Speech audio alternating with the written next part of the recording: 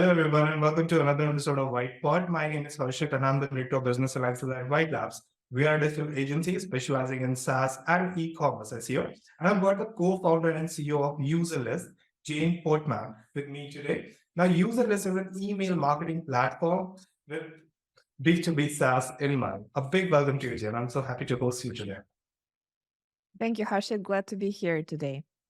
Right. Now, before we dive into all the awesome things UserList does, can you please let the viewers know a little bit about you and your professional journey? Oh, like a little bit about myself as a person. Okay. That's a great question. It's funny that I'm also a very avid podcaster. And one thing I hear all the time is people saying, that's a great question. And here I am on the first question saying just that. I'm a UI UX consultant by trade. So I've been building my personal brand and the consultancy under the name of UI Breakfast since 2012, 2013, I think.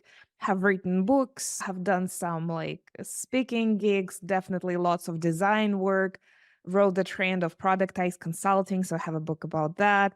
But that was ages ago. And I always worked with other SaaS companies and as clients, always went to founder conferences, and my dream was to have a SaaS of my own.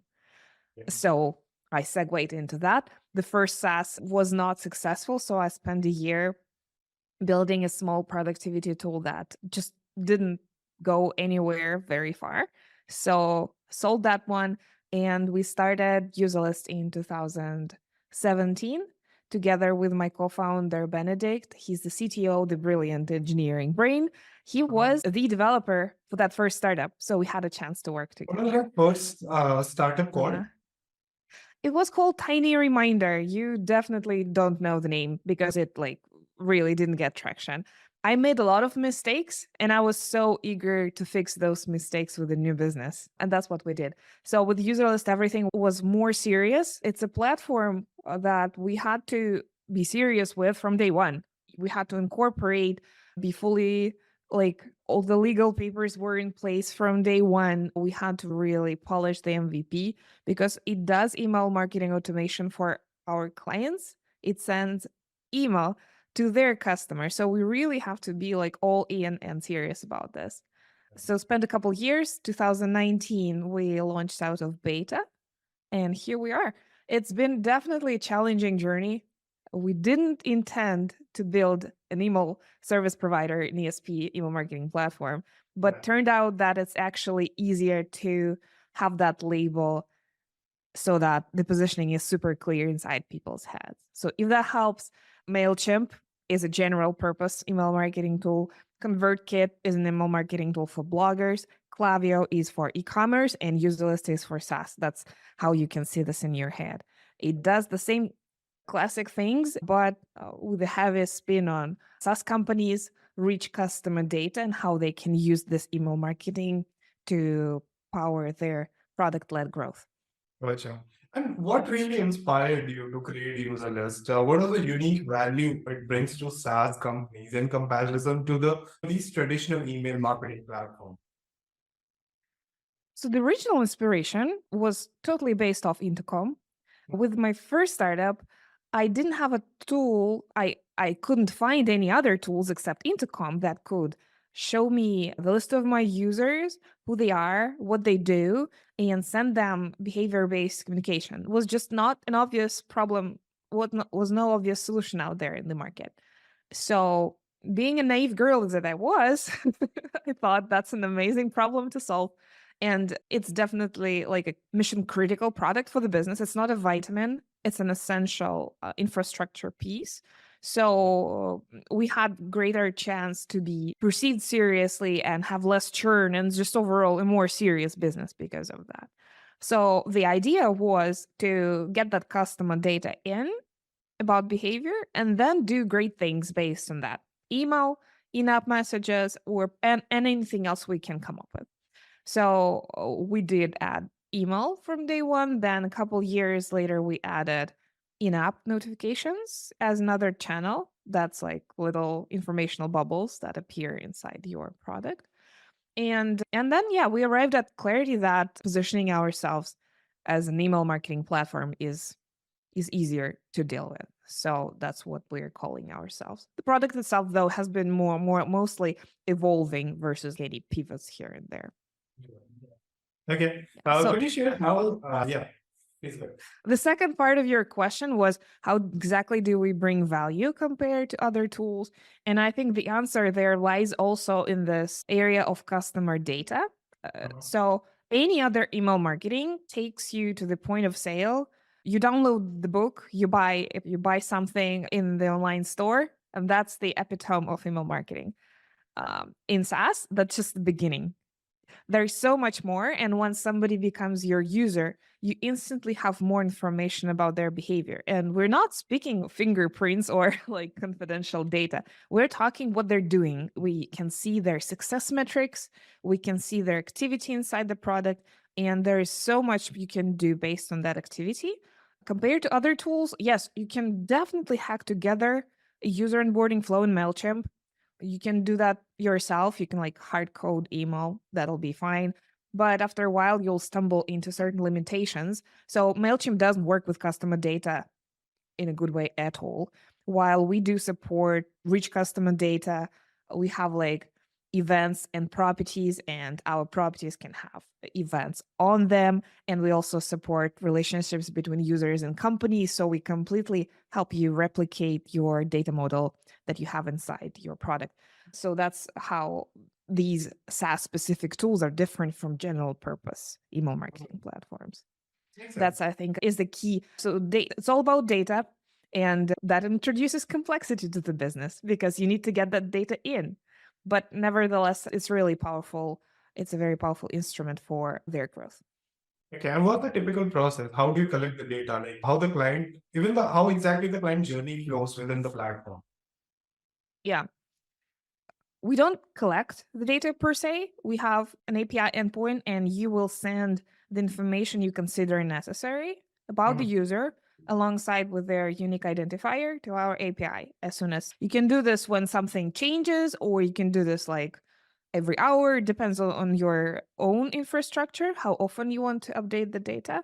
But there is no import or export per se. It's always a continuously updated integration with your backend. So we always have the most up to date list of your customers and what they're doing. That's the idea.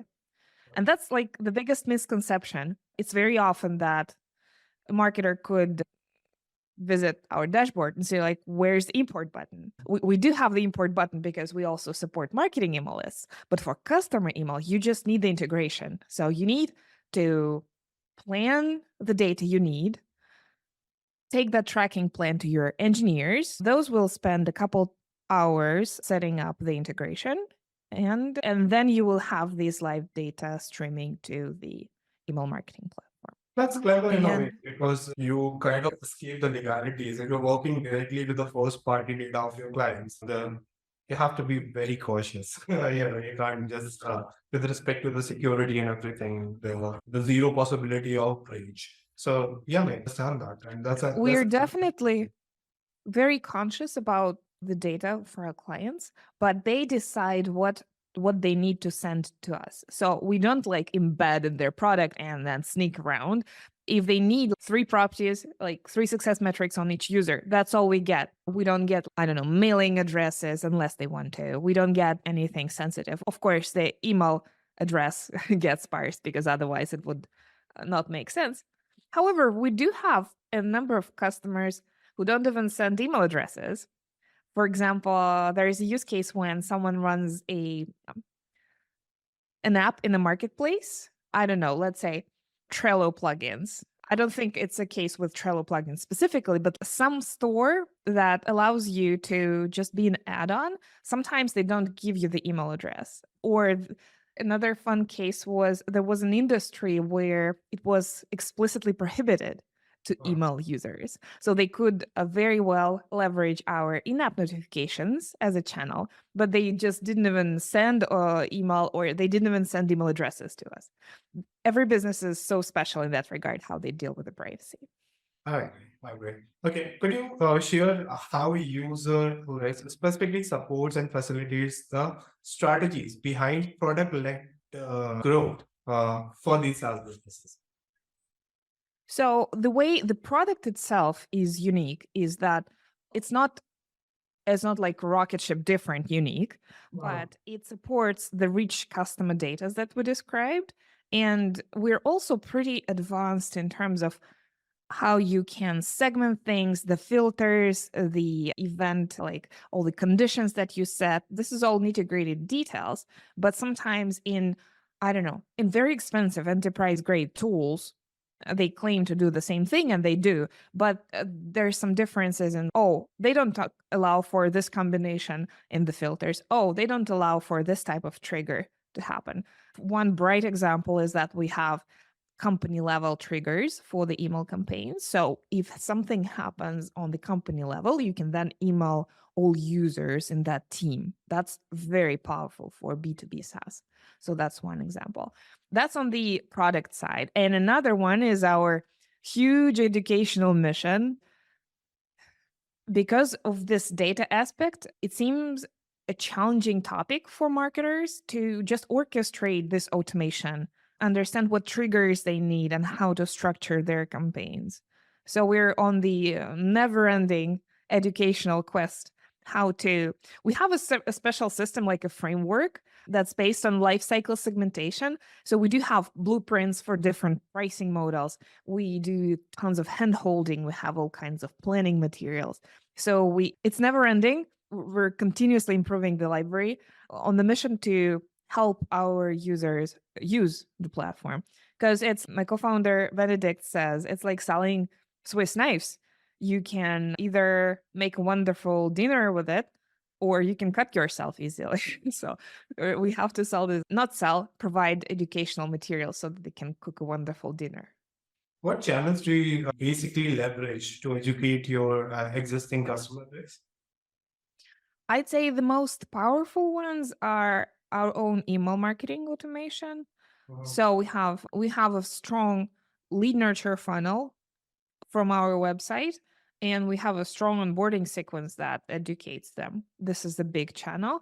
And another one, if we can, we try and get people on calls because it's very specific to people's businesses. So during demos and onboarding calls, like a great deal of time goes into unpacking their current situation and figuring out what's the best way to integrate, what exactly they can be tracking, and how exactly they can structure their campaigns. So I'd say these are the most powerful channels that we employ. Yeah, that probably would be correct to say. Yeah, street call is definitely. Are you able to scale that channel? And how many customer service or customer success executives do you have in place to take care of that? We don't have a big team. At the moment, the whole team is 6 people. Okay. So the way we do this, I handle the sales calls and the strategy calls myself. Nice. And we do have a customer engineer, Michael, who does the rest of the heavy lifting in the support inbox. So he provides people with specific technical recommendations while I handle the strategy part. And it's a very two-way process because I'm also the one who runs the blog and understands what topics and things we should write about. So while we are coaching people to do right, I'm also continuously learning how to get the message across so that they understand. And that has just been getting better. So when we see like competitors starting similar companies, I'm like, you're going to learn so much, and only time can help with that. All right. Can you provide an example of a SaaS company that significantly benefited using the platform and how it basically the platform transformed their approach to the email marketing through your consultation and your platform? So we don't have any like revolutionary case studies, but it's common that our customers experience a sense of relief that they finally have come across a platform that supports their data model and everything just works. Also, there's a hidden benefit. We are relatively young, well, we're 6 years old, but uh, we are still relatively younger than the mature incumbents of the market. So we were able to watch the mistakes made by them, like in the UX and everywhere, and make some better decisions in the product. So it's usually the relief that they say. Um, we've had some customers increase onboarding rates by introducing onboarding sequences. We had some customers use our done for you services and go from, oh, I don't know what to do with my email marketing, to having like customer loyalty campaigns and user onboarding campaigns in place. We've had some great stories there. I wish we had somebody like with a big name say that they 2x'd a success rate. That would be great. But you should understand that email is not like a silver bullet tool. It's more like an essential channel that you should not ignore. Like it's a big opportunity. So for early stage companies, it's completely fine to just do with a small onboarding flow, hard coded in their email. That's fine. But eventually, when the volume grows, especially for product led companies, when you have like huge volume of free trials, you can't ignore the opportunity to have this conversion uplift. Sure, not everybody is a fan of receiving emails, but there will be a fraction of people who like your personal tone and things like that. You should not ignore the channel. It's not our silver bullet, doesn't provide instant returns. It takes time to set up, and also can even hurt your brand if you send too much email. So it's like that Swiss knife. It's not easy, but it should not be ignored. Email still remains one of the most powerful channels. Yeah, I agree with you. And would love to know how exactly the platform assists the SaaS companies in visualizing and mapping complex customer journeys. And how crucial is this in nurturing the user relationships? So for a few years, we've had classic campaigns in place, which were more like simple drip campaigns, with the only exception that you could still filter each message based on behavior. So it was behavior based, but we didn't have the visual builder in place. This year, we added the workflow builder that you can see on the website. And of course, it's an important feature for people to have because visual flows are just easier for our users to grasp, and also, that allowed us to take this complex task of visualizing the journey and just breaking it into very easy to understand nodes. So we call them nodes. So each block is super granular. There is a delay block, there's a condition block, like multiple split, A/B test. So you can build whatever you want with those versus we had before. And also that gives us unlimited fantasy space for integrating other types of channels through integrations and to doing other things. So definitely that was a big milestone for us this year to add the visual workflow builder. But even then, that doesn't mean you shouldn't plan. You should still sit down, map out your lifecycle segmentation, the customer journey map. That still is on the customer. Okay. And I would love to know because I was checking your site and stumbled across that the platform enables a dynamic segmentation. I would love to know how pivotal is personalization in driving the engagement and conversations for these SaaS companies. I'm glad that you brought up the dynamic segmentation. Segments are somewhat confusing because in some older software, the segment is somewhere that it's a bucket where you put the people and they stay there manually. Like you do the job of that. In our case, and in any other modern software, segments are dynamic. So a segment has a set of filters, and if people match those filters, the conditions, they belong to this segment. So if somebody has a pricing plan equals basic, that means they belong into like active customers basic plan segment. So something like that. Once they stop having that criteria, they exit segment. So that's the idea of dynamic segmentation. The why is important it's important is because half of the software out there is based on tags. And tags are dangerous. You apply tags, you remove tags, but it's very often that you don't remove tags because you forgot that in your automation or something like that. And it just becomes a giant, messy cloud of tags on each customer. That's downright dangerous, and it doesn't offer you any structure to the data. So we don't have tags at Userlist at all. That may sound like scary, but you can absolutely do without tags, but have dedicated properties. So instead of having a tag for attended a webinar X, you will have a property, attended webinar, and then the webinar name there. And it's just a much more structured way of doing the same thing, but in a better way. Dynamic segmentation, lack of tags, so going from tags to proper property fields, that's a very good step towards doing it the right way. And personalization, it's a very wide thing to describe, from like the first name field to other things you can do. And it can happen on many levels. You can have personalization on the campaign level.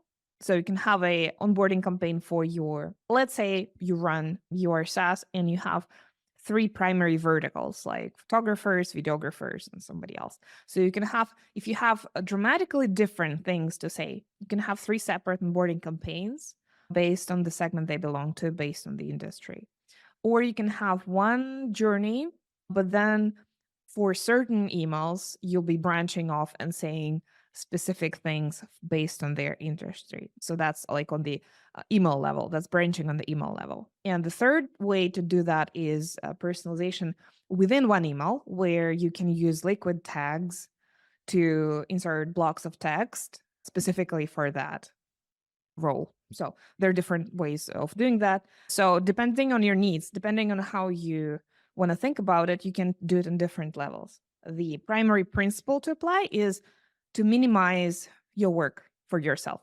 So if you find yourself writing 3 campaigns and those 3 campaigns have 7 similar emails in them, that's not the right way. That means you just need to be smarter. So the goal here is to minimize manual copying and pasting, and to just split there where you need to split and keep the rest unified. I guess that's the approach. Yeah, it makes sense. I think that's scalable also in a way. Would love to know, what advice would you like to give to the SaaS marketers looking to conduct effective ABC tests, and how they should ideally approach optimizing their strategies based on the results that they get from these tests?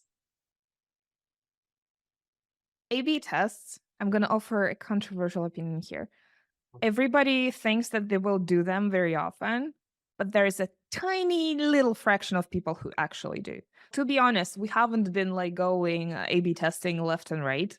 It's usually that this feature matters a lot when they buy a tool, so they want to be able to A/B test. But in the end, there is so much more to be done just foundationally without A/B testing that it's left to the end.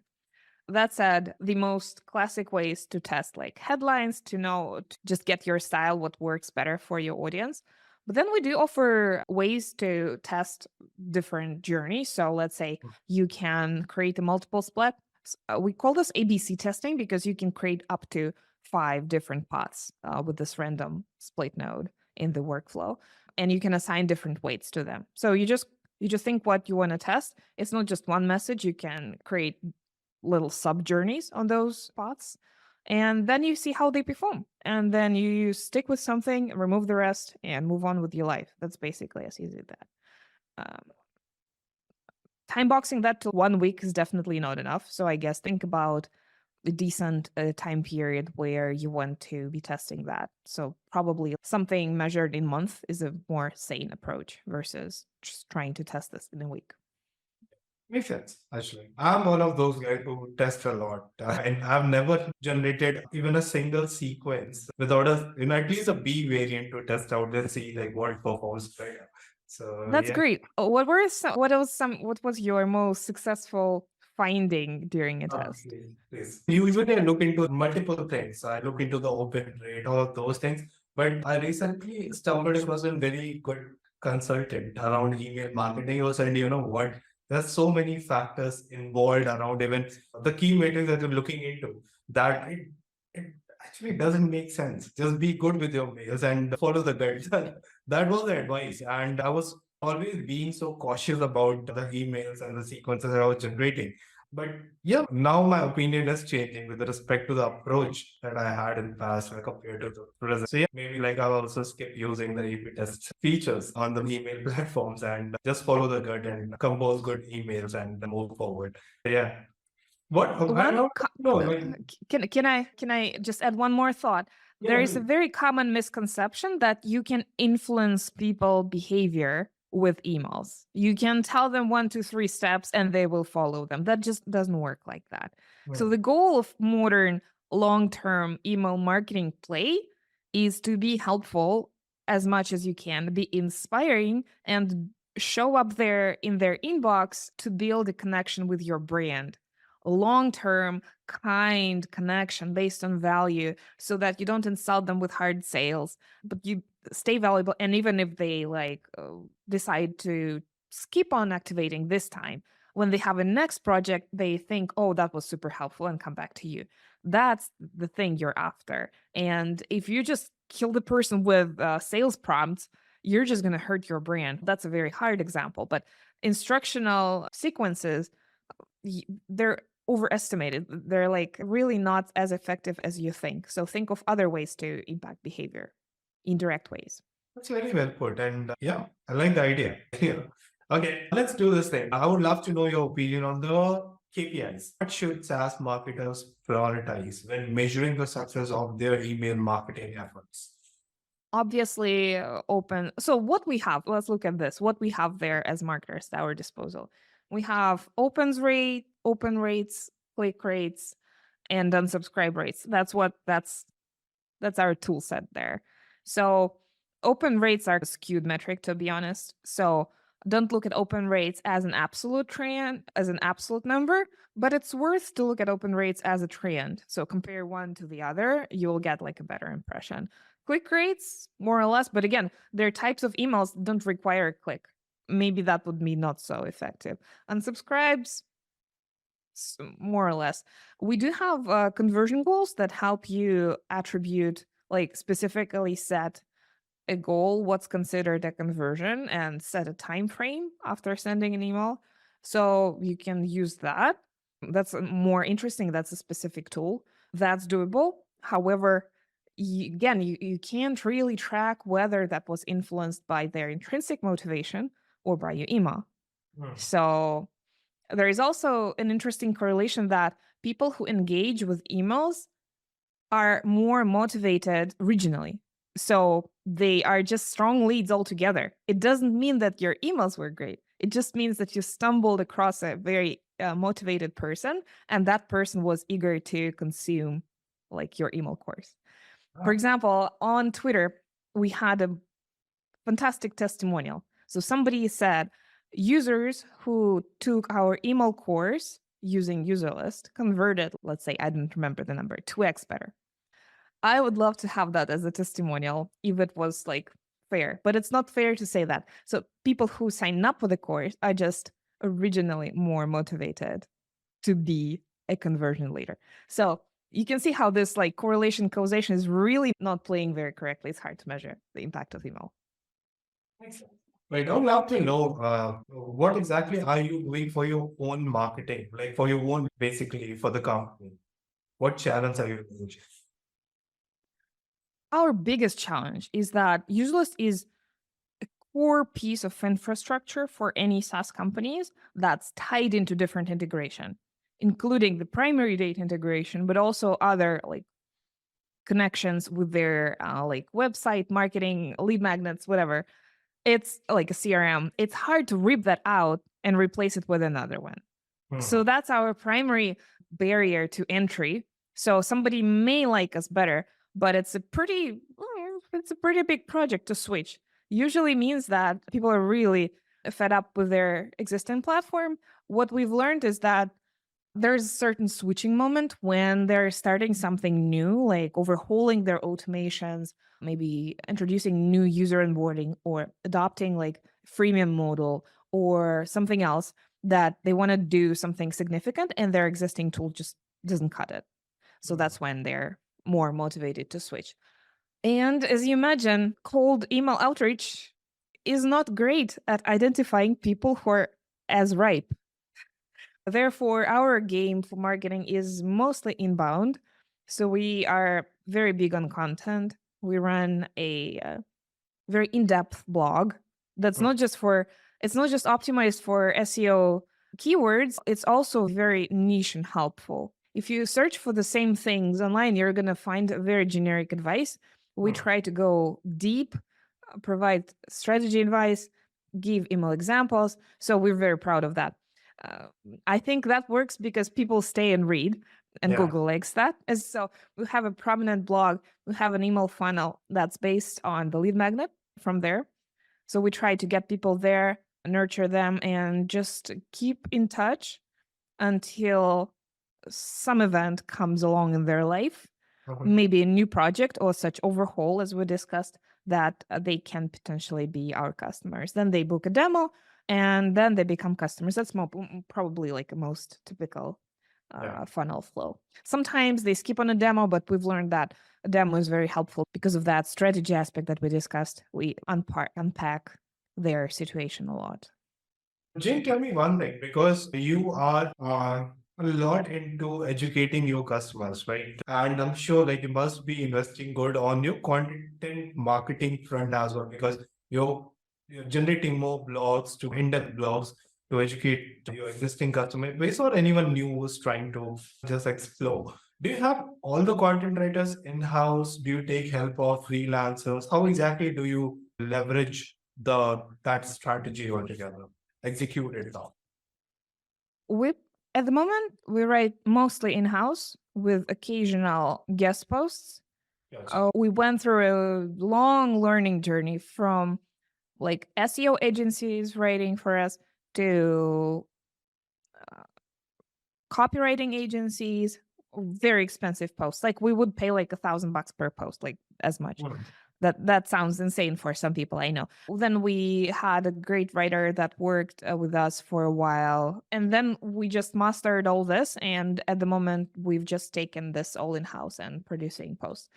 Just That's for the context, we publish 2 posts a month, that's and we focus a lot on distribution. There was a great content consultant who taught us that. Basically, asked him like 3 years ago, Arpit, that's Arpit. He previously worked at Integromat and he had some data blogs. So Arpit Chaudhuri. We had a consultation. So I asked Arpit, you had this successful content project. What would you do if you started from scratch? And he would be like, I would write twice as little and promote twice as much from day one. Um, so that's what we did. Basically, all the primary keywords are covered pretty well, but we produce, at the moment, we're focusing on the content that's really interesting to read versus hitting certain keywords. Like really interesting pieces, opinion based, or like there is a range of life cycle situations in SaaS, like selling your business and how you make announcements on that, or lifting your pricing and how you make announcement about that to your, this all involves email. So we have a series of posts that include those, very SaaS specific.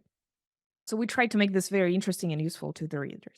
And we do that in house at the moment. And that's also, these posts are heavily rooted in research. perfect. That's definitely much better done with the team that knows the industry like we do. I think any wise SaaS company would try to keep the content generation work in-house, because training third-party vendors, content writers, or freelancers takes a lot of time and effort. And I think in many ways it's somehow better to keep it in-house. And it works really well. So yeah, I I can do. tell you the reason why we don't accept guest posts nearly ever is because whenever somebody wants to write for us, we say, oh, please suggest some topics. We want an in depth email marketing topic. Well, of course, I know, but some of them are very serious folks. Like they can write well. So they go back to us and tell us like 3 topics: how to write good user onboarding emails, and a couple more. So basically, it's very shallow in the minds of people. Everything is limited to just like user onboarding emails. There's so much more, but in order to know where to dig, it's hard. Sometimes we would go and assign topics to guest writers, and sometimes I regretted doing that, and we rolled back our offering. Sometimes it turned out into good posts. To be honest, good posts are more like an exception, and many times I said, "Sorry, it just doesn't cut it." So we really shrunk our guest posting volume. We really focus on quality as a result. And yeah, it's been a lot of mistakes, but it's also very fun to know that you put out awesome stuff. That's so much fun. Right. Okay. And now, lastly, considering your background with UI Breakfast and better done than perfect, how do your podcasting experience influence or complement the mission and vision of User Left? I love podcasting. It's a big part of our business, Yeah. but it's not that lead gen channel that you're imagining. Like, it's not that. And even considering the fact that UI Breakfast is a very old, big show, like we have 4 million all time downloads at the moment. We just crossed that. That's a ton. Like, an average show that's starting up like these days is going to get a couple hundred listens per episode. That's normal because it's hard to grow. So UI Breakfast is huge, but it's never been like a direct lead channel for user list. Better Done Than Perfect is a show that was created specifically for user lists. That's been going for about 3 years, I think. And first, it's amazing content for the readers because we not just we produce the audio, we also manually write recaps. We manually write recaps. Like, we write great recaps that people can read. But most importantly, it's a source of knowledge for us. So let's say we want to learn from email marketing consultants. In 2022, we had a season dedicated to that. I interviewed like 10 consultants, ins and outs of their profession, how they approach things, learn certain frameworks. That's immensely helpful material for further like strategizing and writing and things like that. Also, making friends really works. So try to establish a human connection with your guest. These are very secondary marketing benefits, but provided that the publishing is really streamlined. So Hmm. as a host, I mostly have to arrange the guest and meet with them. The rest is handled by our marketing manager. Um, so given that the effort is so low, like on my side, it's a no-brainer to keep going because it's an endless source of joy and personal connections and education. I hope I answered the question. Yeah, and you take care of like because hosting two podcasts is not an easy task for sure. You need to reach out to the right people. There's way too much effort from the uh prospecting to even production, everything, then promotion. Do you do all of this in house, or do you take some help from the outsiders as well? shit. It's the effort is not as hard as you might think, and it takes a different shape. So UI Breakfast is 8 years old, 9 years old by now. My inbox is flooded with guest requests. Through that, I get to meet like design heroes of my childhood, basically, for the design world. Lots of great guests there. Some of those guests are more marketing focused, so I route them towards BDTP if there's need. So that's also a nice pull. And for Better Done Than Perfect, since it's a user list themed publication, when we work, I'm always on the outlook for interesting businesses or like fascinating products. And when I see fascinating product, I can think and maybe invite their founder to join the show.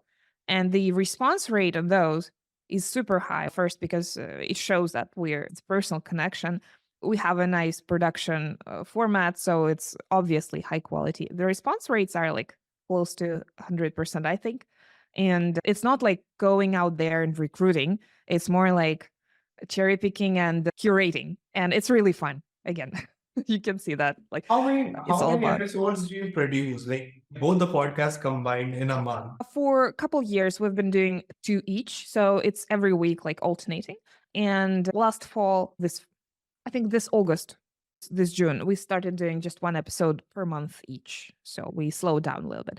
um, it's always I go there, reassess, because podcasts don't bring in leads immediately. It's always, oh, I do spend time on this, shall I be doing something else?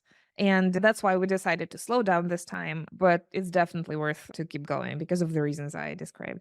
And every time, another one is it's always such awesome serendipity that I find something useful for our business in every interview and at the same exact day that the recording takes place. Like we schedule recordings like far in advance, but it's always I open my calendars. Oh, I have a topic X, and that's exactly what I've been doing. And then I stumble into some insights in the call, and it's always so refreshing and nice.